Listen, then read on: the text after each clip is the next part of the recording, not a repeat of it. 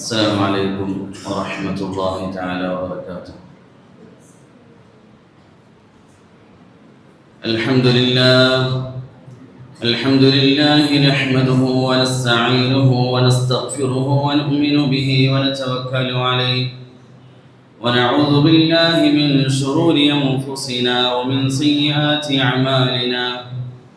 من يهده الله فلا مضل له ومن يضلله فلا هادي له، وأشهد أن لا إله إلا الله وحده لا شريك له، وأشهد أن محمدا عبده ورسوله أرسله بالحق بشيرا ونذيرا وداعيا إلى الله بإذنه وسراجا منيرا. أما بعد، فأعوذ بالله من الشيطان الرجيم. بسم الله الرحمن الرحيم. يا أيها الذين آمنوا اتقوا الله ولتنظر نفس ما قدمت لغد واتقوا الله إن الله خبير بما تعملون.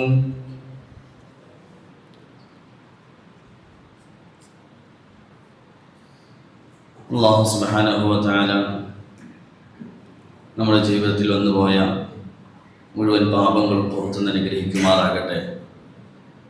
ബാക്കിയുള്ള ജീവിതം അള്ളാഹുവിൻ്റെ തൃപ്തിയിലായി ജീവിക്കുവാനും മരണപ്പെടുമ്പോൾ വിശുദ്ധമായ കലിമ ചൊല്ലി മരണപ്പെടുവാനും അള്ളാഹു തൗഫീഖ് നൽകി അനുഗ്രഹിക്കുമാറാകട്ടെ. ബഹുമാനമുള്ള മുഅ്മിനീങ്ങളെ, സഹോദരന്മാരെ, നാം ജീവിക്കുന്ന ഈ നൂറ്റാണ്ടിൽ, ഈ കാലഘട്ടത്തിൽ ഏറ്റവും വലിയ സമ്പത്ത് അല്ലെങ്കിൽ ഏറ്റവും വിലയുള്ള വസ്തു എന്താണെന്ന് ചോദിച്ചാൽ എല്ലാവർക്കും വ്യക്തമാണ്. ഈ കാലഘട്ടത്തിലെ ഏറ്റവും വലിയ സമ്പത്ത് അത് മനുഷ്യൻ നേടുന്ന അറിവാണ്. മനുഷ്യൻ്റെ അറിവിലൂടെ വലിയ വലിയ വിപ്ലവങ്ങൾ സൃഷ്ടിക്കപ്പെടുന്ന ഒരു കാലഘട്ടത്തിലാണ് നമ്മൾ ജീവിച്ചു കൊണ്ടിരിക്കുന്നത്. പരിശുദ്ധമായ ഇസ്ലാം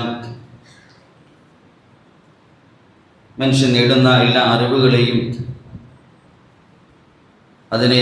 അതിൻ്റെ മഹത്വം അറിയിക്കുകയും അതിനെ പ്രേരിപ്പിക്കുകയും ചെയ്യും. ഈ കാലഘട്ടത്തിൽ അറിവിൻ്റെ ധാരാളം ശാഖകളുണ്ട്. എല്ലാം തന്നെ ശ്രേഷ്ഠമായി തന്നെയാണ്. എന്നാൽ ഒരു മുസ്ലിം എന്ന നിലയിൽ ഈ അറിവുകളുടെ കൂട്ടത്തിൽ ഏറ്റവും ശ്രേഷ്ഠമായത്, ഏറ്റവും പുണ്യമായത് ഏതാണെന്ന് ചോദിച്ചാൽ, ഒരു മുസ്ലിം അവൻ്റെ മുന്നിൽ ഏറ്റവും ശ്രേഷ്ഠമായ അറിവ് പരിശുദ്ധ ഖുർആനിൽ നിന്നും നബി തങ്ങളുടെ തിരു ഹദീസിൽ നിന്നും പുറപ്പെടുന്ന അറിവാണ്. ഖാല അല്ലാഹ് ഖാല റസൂൽ, അല്ലാഹുവിൽ നിന്ന് പുറപ്പെട്ട, ഹബീബായി തങ്ങളിൽ നിന്ന് പുറപ്പെട്ട അറിവ്, അതാണ് ഏറ്റവും ശ്രേഷ്ഠമായത്. അല്ലെങ്കിൽ അള്ളാഹുവിലേക്കും അവൻ്റെ റസൂലിലേക്കും അടുപ്പിക്കാൻ കാരണമാകുന്ന അറിവ്, അതാണ് ഒരടിമ നേടുന്ന ഏറ്റവും ശ്രേഷ്ഠമായ അറിവെന്ന് പറയുന്നത്. ഇന്ന് പൊതുവെ മുസ്ലിമീങ്ങൾ ജീവിത ആവശ്യങ്ങൾക്ക് വേണ്ടിയുള്ള അറിവിനും വിദ്യാഭ്യാസത്തിനും വലിയ പ്രാധാന്യവും വലിയ മഹത്വവും നൽകുമ്പോൾ, അവൻ്റെ ജീവിത ലക്ഷ്യത്തെ പൂർത്തീകരിക്കാൻ കാരണമാകുന്ന ദീനിൻ്റെ അറിവിന് അതിൻ്റെ മഹത്വവും അതിൻ്റെ സ്ഥാനവും മുസ്ലിമീങ്ങളുടെ ഉള്ളിൽ നഷ്ടപ്പെട്ടുകൊണ്ടിരിക്കുന്ന കാലഘട്ടത്തിലാണ്. ഉലമാക്കൾ എഴുതിയിട്ടുണ്ട്, ഒരു സമൂഹത്തെ അല്ലാഹു തആല ഉന്നത നിലയിലാക്കാൻ, ഒരു സമൂഹത്തെ അല്ലാഹു തആല വിജയിപ്പിക്കാനും ഉയർത്തുവാനും അല്ലാഹു ആഗ്രഹിച്ചാൽ ആ സമൂഹത്തിൽ ധാരാളം ദീനിൻ്റെ അറിവുള്ളവരെ അല്ലാഹു തആല പുറപ്പെടുവിക്കുന്നതാണ്. എന്ന് പറഞ്ഞാൽ മുസ്ലിമീങ്ങളുടെ ഉയർച്ചയുടെ കാലഘട്ടം, അതിൻ്റെ അടയാളം ഓരോ വീടുകളിലും ദീനിൻ്റെ അറിവ് കരസ്ഥമാക്കിയ പണ്ഡിതന്മാർ ഉണ്ടാകുന്ന ഒരു കാലഘട്ടമാണ്. മുസ്ലിമീങ്ങൾ അധപ്പതനത്തിൻ്റെയും നാശത്തിൻ്റെയും അടയാളമാണ് മുസ്ലിമീങ്ങളുടെ വീടുകളിൽ ദീൻ കരസ്ഥമാക്കിയ, ദീനിൻ്റെ അറിവ് കരസ്ഥമാക്കിയ പണ്ഡിതന്മാർ ഇല്ലാത്തൊരു കാലഘട്ടം വരിക എന്നുള്ളത്. മുസ്ലിമീങ്ങൾ ഏറ്റവും ഖൈറായ ഖൈറുൽ ഖുറൂൻ, ഏറ്റവും ഉയർന്ന കാലഘട്ടം എന്നറിയുന്ന സഹാബത്തിൻ്റെയും പിൽക്കാലത്തുള്ള മഹാന്മാരുടെയും ചരിത്രങ്ങൾ പഠിച്ചാൽ അവർ ദീനിൻ്റെ അറിവിന് നൽകിയിരുന്ന മഹത്വം, അതിന് നൽകിയിരുന്ന വില, പ്രാധാന്യം, ഗൗരവം നാം ആശ്ചര്യപ്പെട്ടു പോകുന്നതാണ്. മുആദ് റളിയല്ലാഹു തആല അൻഹു അദ്ദേഹത്തിൻ്റെ മരണത്തോടടുത്ത സമയം സഹാബാക്കളുടെ കൂട്ടത്തിൽ ഏറ്റവും ആലിമാണെന്ന് നബിതങ്ങൾ നുബുവത്തിന്റെ നാവ് കൊണ്ട് പറഞ്ഞൊരു സഹാബിയാണ് മുആദ് ബിൻ ജബൽ റളിയല്ലാഹു തആല. അദ്ദേഹത്തിന്റെ മരണസമയത്ത് അദ്ദേഹത്തിന്റെ കൂട്ടുകാർ സമീപത്തിരുന്ന് കരയാൻ തുടങ്ങി. എന്തിനാണ് നിങ്ങൾ കരയുന്നത്, എന്താണ് നിങ്ങളെ കരയിപ്പിക്കുന്നത് ചോദിച്ചപ്പോൾ പറഞ്ഞു, നബ്ഖി അലൽ ഇൽമി അല്ലദീ യൻഖതി അന്നാ, താങ്കളുടെ മരണത്തോടുകൂടി ഞങ്ങൾക്ക് ലഭിച്ചുകൊണ്ടിരുന്ന ഇൽമ് നഷ്ടപ്പെട്ടു പോകുമല്ലോ, താങ്കളിൽ ഞങ്ങൾ കരസ്ഥമാക്കിക്കൊണ്ടിരുന്ന ദീനിന്റെ അറിവ് താങ്കൾ മരണപ്പെട്ടത് കരസ്ഥമാക്കാൻ സാധിക്കയില്ലല്ലോ എന്ന വേദനയാണ്, എന്ന വിഷമാണ് ഞങ്ങളെ കരയിപ്പിച്ചത് എന്ന് കൂട്ടുകാർ പറയുകയും. ഉമർ റളിയല്ലാഹു തആല അൻഹു അദ്ദേഹം പറയുന്നു, എനിക്കൊരു അയൽവാസി, അൻസാരിയായ ഒരു അയൽവാസി ഉണ്ടായിരുന്നു. ഞാനും അവനും തമ്മിൽ പരസ്പരം ഒരു ധാരണയിൽ ആയിരുന്നു.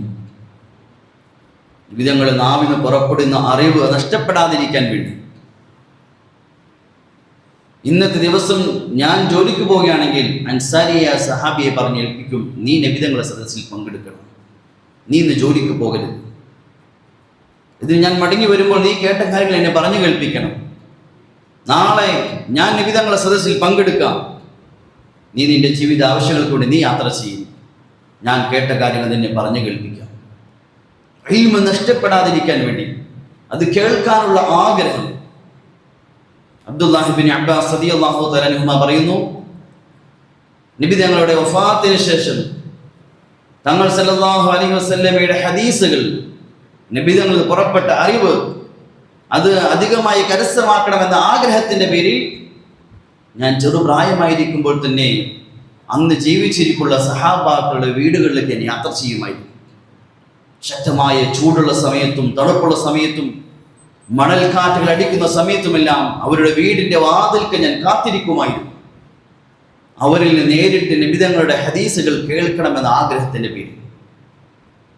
സഹാബാക്കളുടെ കൂട്ടത്തിൽ ഇങ്ങനെ നമ്മൾ കരുതിയാൽ അവർക്കുണ്ടായിരുന്ന ആഗ്രഹം, ആ ആഗ്രഹത്തിൽ ദീനിന്റെ അറിവ് കരസ്ഥമാക്കാൻ അവർ ചെയ്ത യാത്രകൾ, നമ്മൾ ഇന്ന് ഏതുപോലെ വരുമാന മാർഗങ്ങൾക്ക് വേണ്ടി നീണ്ട യാത്രകൾ ചെയ്യുന്നു, ത്യാഗത്തിലും ധാരാളം സമ്പത്ത് ചെലവാക്കി യാത്ര ചെയ്യുന്നു. ഇതിനേക്കാൾ ഉപരി മുൻഗാമികൾ ദീനിന്റെ അറിവ് കരസ്ഥമാക്കാൻ വേണ്ടി യാത്ര ചെയ്യുമായി. അതൊരു പാഴ്വരെ അവർക്ക് തോന്നിയില്ല. ജാബിർ ബിൻ അബ്ദുല്ലാഹ് റളിയല്ലാഹു തആല അൻഹു അദ്ദേഹം പറയുന്നു, ഞാൻ ഷാമിൽ ഒരു സഹാബി അദ്ദേഹത്തിന്റെ അടുക്കൽ നബി തങ്ങൾ ഒരു ഹദീസ് ഉണ്ടെന്ന് അറിഞ്ഞപ്പോൾ അത് നേരിട്ട് കേൾക്കാൻ വേണ്ടി മദീനയിൽ നിന്നും ഷാം വരെ, സിറിയ വരെ, നീണ്ട അങ്ങേയറ്റം സിറിയ വരെ യാത്ര ചെയ്തു ഒരൊറ്റ ഹദീസ് കേൾക്കാൻ വേണ്ടി. 1 മാസം യാത്രക്കെടുക്കുകയുണ്ടായി എന്ന് ജാബിർ ബിൻ അബ്ദുല്ലാഹ് റളിയല്ലാഹു അൻഹു പറയുന്നു. 1 മാസം യാത്ര ചെയ്യുകയാണ്. ലക്ഷ്യം എന്താണ്? ഒരൊറ്റ ഹദീസ് അത് നേരിട്ട് കേൾക്കണം. എത്ര ത്യാഗമാണ്, എത്ര സാമ്പത്തിക ചെലവാണ്, എത്ര സമയമെടുക്കുന്നു. പക്ഷെ അവർ അതിനെ നിസ്സാരമായി കണ്ടില്ല. അവർ ദീനിന്റെ അറിവിന് അവർ കൊടുത്ത പ്രാധാന്യമാണ്, ഗൗരവമാണ്. അബൂ അയ്യൂബ് റളിയല്ലാഹു തആല പറയുന്നു, അബൂ അയ്യൂബ് എന്ന മഹാൻ പറയുന്നു, ഞാൻ ഉഖബത്ത് ഇബ്നു ആമിർ റളിയല്ലാഹു തആലയെ കാണാൻ വേണ്ടി ഞാൻ യാത്ര ചെയ്തു മിസ്രിലേക്ക്, ഈജിപ്തിലേക്ക്. എൻ്റെ ലക്ഷ്യം നബി തങ്ങളുടെ ഒരു ഹദീസ് കേൾക്കലാണ്. മൻ സതറ മുഅ്മിനൻ, ഒരു മുസ്ലിമിന്റെ ഔറത്ത്, ഒരാളുടെ ഐബിനെ, ഒരാളുടെ ന്യൂനതയെ മറച്ചു വെച്ചാൽ സതറല്ലാഹു ലഹു യൗമൽ ഖിയാമ, അവന്റെ ഐബിനെ ആഖിറത്തിൽ അല്ലാഹു തആല മറച്ചു വെക്കുമെന്ന് വരുന്ന ചെറിയൊരു ഹദീസ്, ഒരൊറ്റ ഹദീസ്, ഒരു ചെറിയ ഹദീസ്, അത് കേൾക്കാൻ വേണ്ടി മദീനയിൽ നിന്നും ഈജിപ്ത് വരെ യാത്ര ചെയ്തു. അദ്ദേഹം പറയുന്നു, അദ്ദേഹം ആ യാത്ര ചെയ്തു, അവിടെ എത്തി, ഹദീസ് കേട്ടു, ഉടൻ തന്നെ അവിടെ നിന്ന് മദീനയിലേക്ക് മടങ്ങുകയും ചെയ്തു. അബൂ ഉബൈദ ബിൻ അദി പറയുന്നു, ഞാൻ ഇറാഖിലേക്ക് യാത്ര ചെയ്തു. അലി റളിയല്ലാഹു തആല അൻഹുവിൽ നിന്നും ഒരു ഹദീസ് കേൾക്കാൻ വേണ്ടി മദീനയിൽ നിന്നും ഇറാഖ് വരെ യാത്ര ചെയ്തു. ഇങ്ങനെ എത്ര സംഭവങ്ങൾ കാണാം. അവർ നീണ്ട സമയവും സമ്പത്തും ചെലവാക്കി ത്യാഗത്തോടെ ക്ലേശത്തോടെ യാത്ര ചെയ്യുകയാണ്, ഒരൊറ്റ ഹദീസിന് വേണ്ടി, നബി തങ്ങളുടെ ഒരു വാക്ക് കേൾക്കാൻ വേണ്ടി. നമ്മുടെ ദുനിയാവ് ഹൃദയത്തിൽ ലയിച്ചത് നമ്മുടെ കണ്ണുകൊണ്ട് നോക്കുമ്പോൾ പാഴ്വലയാണ്. എന്താണ് ഇത്ര ഒരു ഹദീസിന് വേണ്ടി ഇത്ര യാത്ര ചെയ്യും? പക്ഷെ നമ്മളും അവരും തമ്മിൽ വ്യത്യാസമാണ്. മുൻഗാമികൾ ദീനിന്റെ അറിവിന് അവർ കൊടുത്ത പ്രാധാന്യം, ദീനിന്റെ അറിവ് അവർക്കുണ്ടായിരുന്ന അതിലുണ്ടായിരുന്ന മഹത്വം, അവർ എത്ര ത്യാഗത്തിന് തയ്യാറായി. അതുകൊണ്ട് അബ്ദുല്ലാഹി ഇബ്നു മസ്ഊദ് റളിയല്ലാഹു തആല പറയുമായിരുന്നു, എൻ്റെ അടുക്കലില്ലാത്ത ഒരു അറിവ്, നിബിധങ്ങളുടെ മേൽ അള്ളാഹു ഇറക്കി കൊടുത്ത ഒരു അറിവ്, ഒരു ഇൽമ് ഒരു വ്യക്തിയിൽ ഉണ്ട് എന്ന് ഞാൻ അറിഞ്ഞാൽ ഞാൻ എന്ത് ത്യാഗം ചെയ്തും അദ്ദേഹത്തിലേക്ക് യാത്ര ചെയ്യുന്നതാണ്. അബ്ദുല്ലാഹി ഇബ്നു മസ്ഊദ് റളിയല്ലാഹു തആല അദ്ദേഹം വീണ്ടും പറയുമായിരുന്നു, എൻ്റെ ദിവസങ്ങളിൽ, ദുനിയാവിലെ ദിവസങ്ങളിൽ ഏറ്റവും മോശമായ ദിവസം എന്ന് ഞാൻ കണക്കാക്കുന്നത് എൻ്റെ ഒരു ദിവസം പൂർത്തിയാവുകയും ആ ദിവസത്തിൽ ഇൽമിൽ നിന്നും എന്തെങ്കിലും വർദ്ധിക്കാത്തൊരു ദിവസം കഴിഞ്ഞു പോയിട്ടുണ്ടെങ്കിൽ അതെൻ്റെ ജീവിതത്തിൽ ഏറ്റവും മോശമായ ദിവസമാണ് എന്ന് ഞാൻ മനസ്സിലാക്കുന്നു എന്ന് അബ്ദുല്ലാഹി ഇബ്നു മസ്ഊദ് റളിയല്ലാഹു പറയുമായിരുന്നു.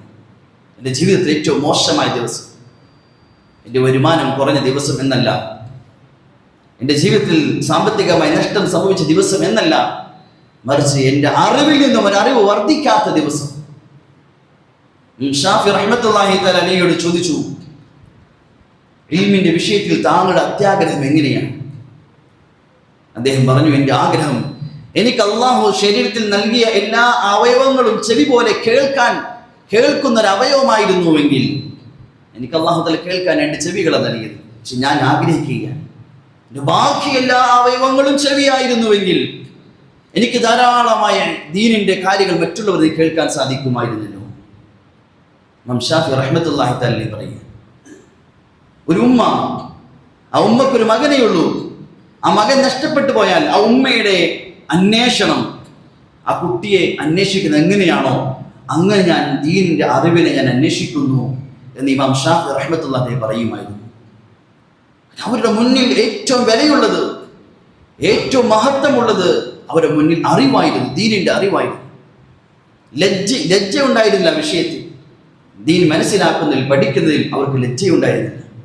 പ്രായമായി അല്ലെങ്കിൽ പ്രായം കുറഞ്ഞവരുടെ മുന്നിൽ ഉമർ റളിയല്ലാഹു തആല പലപ്പോഴും അദ്ദേഹത്തിന് അറിവില്ലാത്ത പല കാര്യങ്ങളും ചെറിയ പ്രായം കുറഞ്ഞ സഹാബിയായ അബ്ദുല്ലാഹി ഇബ്നു അബ്ബാസ് റളിയല്ലാഹു തആലയോട് ചോദിച്ച് മനസ്സിലാക്കുമായിരുന്നു.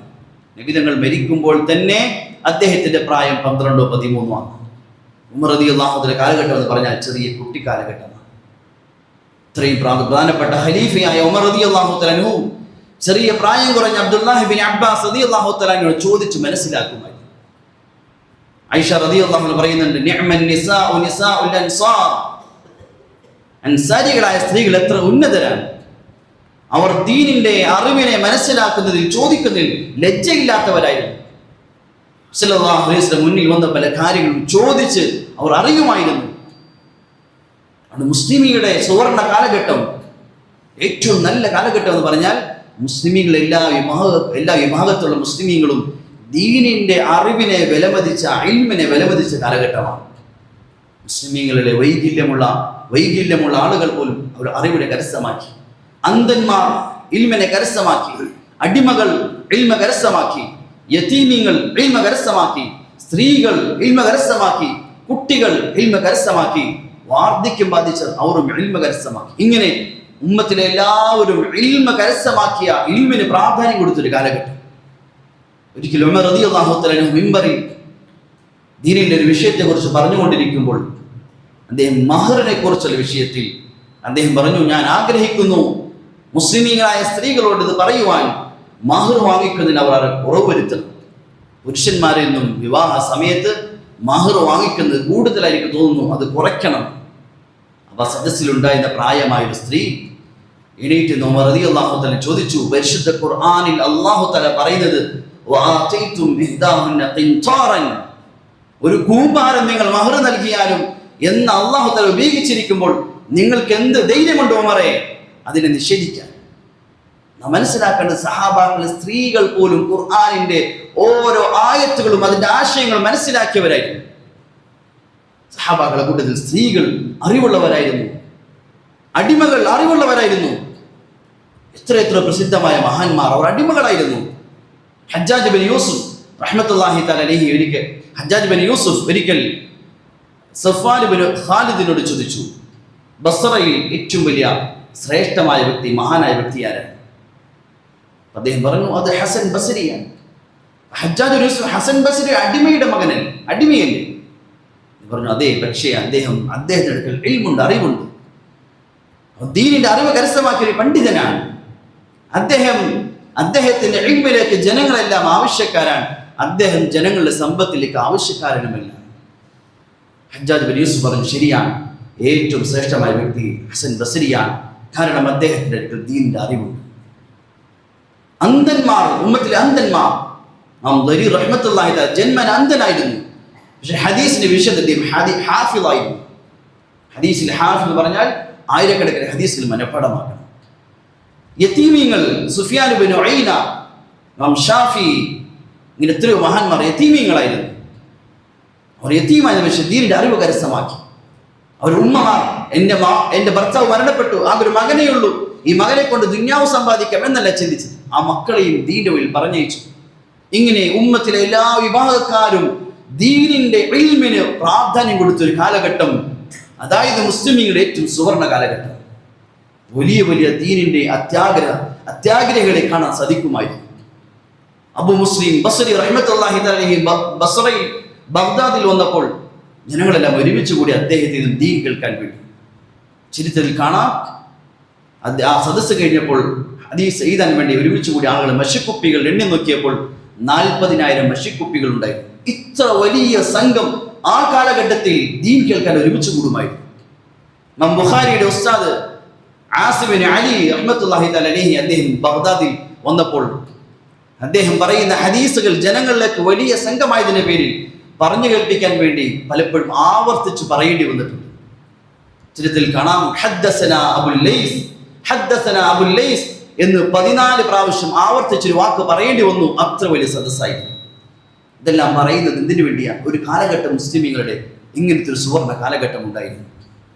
മുസ്ലിമീങ്ങൾ ഇൽമിന്, ദീനിന്റെ അറിവിന് പ്രാധാന്യം കൊടുത്തൊരു കാലഘട്ടം ഉമ്മത്തിനുണ്ടായിരുന്നു. ഇന്ന് നമ്മൾ ഈ മഹാന്മാരുടെ ഈ കാലഘട്ടത്തെ മുന്നിൽ വെച്ച് നമ്മുടെ അവസ്ഥ ചിന്തിക്കാൻ വേണ്ടി എന്തെല്ലാം പറയുന്നു. നാം എത്ര പ്രാധാന്യം നൽകുന്നു ദീനിന്റെ അറിവിന്? നമ്മുടെ ആവശ്യങ്ങൾ പൂർത്തീകരിക്കാനുള്ള സമ്പാദ്യ മാർഗത്തിലുള്ള അറിവ്, അതിനുവേണ്ടി നാം മക്കളെ എത്ര തയ്യാറാക്കുന്നുണ്ട്, നാം എത്ര കാശ് അതിന് ചിലവാക്കുന്നുണ്ട്, എത്ര വർഷം അതിന് ചിലവാക്കുന്നുണ്ട്, എത്ര പ്രാധാന്യം കൊടുക്കുന്നുണ്ട്, എത്ര ദൂരങ്ങളൊക്കെ നമ്മുടെ മക്കൾ യാത്ര ചെയ്യുന്നുണ്ട്. എന്തിനു വേണ്ടിയാണ്? നമ്മുടെ ജീവിത ആവശ്യങ്ങൾ പൂർത്തീകരിക്കാൻ ഒരു സമ്പാദ്യ മാർഗം, അതിൻ്റെ അറിവുകൾ കരസ്ഥമാക്കാൻ. അതുകൊണ്ട് ഈ കാലഘട്ടത്തിൽ ഇങ്ങനെ 4 ഭാഗത്തു നിന്നും ദുന്യവിയായ പഠനത്തിന് വേണ്ടി മാത്രം എല്ലാ ഭാഗത്തും കാറ്റടിച്ച് വീശുന്ന ഈ കാലഘട്ടത്തിൽ ആരെങ്കിലും ദീനിന്റെ ഇൽമിന്റെ വഴിയിലേക്ക് കാലെടുത്തു വെച്ചാൽ, ഏതെങ്കിലും മാതാപിതാക്കൾ തൻ്റെ മക്കളെ ഈ പുണ്യമായ ഇൽമിന്റെ വഴിയിലേക്ക് പറഞ്ഞയക്കാൻ ലക്ഷ്യം വെച്ചാൽ സത്യത്തിൽ അവർ ഒരു ഭാഗ്യവാന്മാർ. അവർക്കാണ് സർവമംഗളവും, അവർക്കാണ് മുഴുവൻ ആശംസയും, അവരാണ് ഭാഗ്യവാന്മാർ. കാരണം കാറ്റ് അത്ര ശക്തമായി ഭൗതികമായ പഠനത്തിന് വേണ്ടി മാത്രം ഉമ്മത്തിൽ വലിയ കാറ്റടിച്ച് വീശുന്ന കാലഘട്ടത്തിൽ ആരെങ്കിലും ഇൽമി കരസ്ഥമാക്കാൻ, ദീനിന്റെ അറിവ് കരസ്ഥമാക്കാൻ ധൈര്യത്തോടെ ഈ വഴിയിലേക്ക് ആരെങ്കിലും ചുവടെടുത്ത് വെച്ചാൽ, ഏതെങ്കിലും മാതാപിതാക്കൾ മക്കളെ പറഞ്ഞയക്കാൻ ലക്ഷ്യം വെച്ചാൽ സത്യത്തിൽ അത് വലിയ പ്രശംസ അർഹമായ കാര്യമാണ് ചെയ്യുന്നത്. സല്ലല്ലാഹു അലൈഹി വസല്ലം സഹാബാക്കൾ വരുമ്പോൾ സഫ്വാൻ ഇബ്നു അസ്സാർ റളിയല്ലാഹു പറയുന്നു, ഞാൻ നബിയുടെ അടുക്കൽ വന്നു. നബിയോട് പറഞ്ഞു, നബിയെ, ഞാൻ ഇൽമു പഠിക്കാൻ വന്നതാണ്. തങ്ങൾ പറഞ്ഞു, മർഹബൻ ബിതാലിബിൽ ഇൽം, ഇൽമു കരസ്ഥമാക്കണം, നിനക്ക് സർവ്വ മംഗളവും, നിനക്ക് സർവ്വ ആശംസയും. ദീൻ പഠിക്കാൻ വരുന്നവരാണ് ആശംസകൾ നേരേണ്ടത്, ദീൻ പഠിക്കുന്നവരാണ് മംഗളങ്ങൾ നേരേണ്ടത്, അവർക്കാണ് ബഹുമാനങ്ങളും ആദരവും നൽകേണ്ടത്.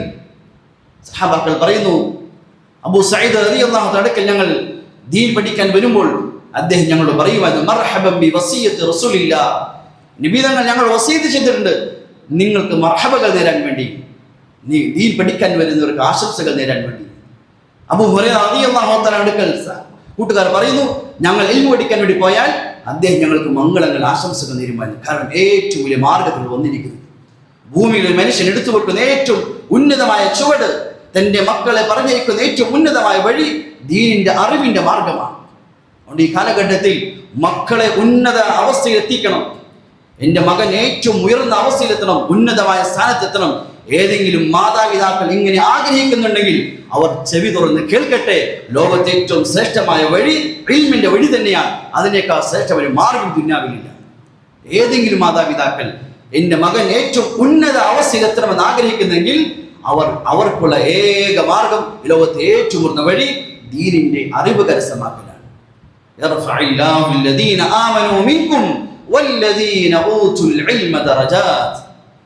അല്ലാഹു തആല പറയുകയാണ്, ഞാൻ ഉയർത്തും, ഉന്നതമായ സ്ഥാനങ്ങൾ നൽകും. ഈമാനുള്ളവരെ പറ്റി പറഞ്ഞു. പിന്നെ വീണ്ടും അല്ലാഹ് എടുത്തു പറഞ്ഞു, വല്ലദീന ഊതുൽ ഇൽമ ദറജാത്ത്, ഇൽമ നൽകപ്പെട്ടവർ.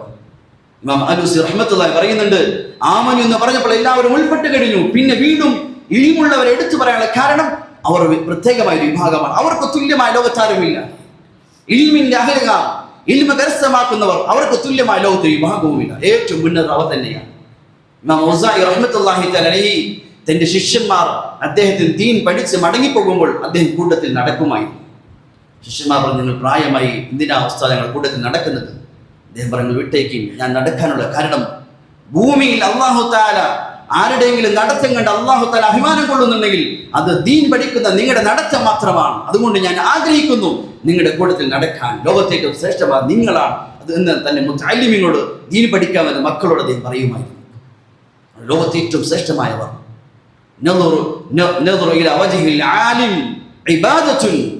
ഒരു ആലിമിന്റെ മുഖത്തേക്ക് നോക്കൽ, ആ നോക്കൽ തന്നെ ഇബാദത്താണ്.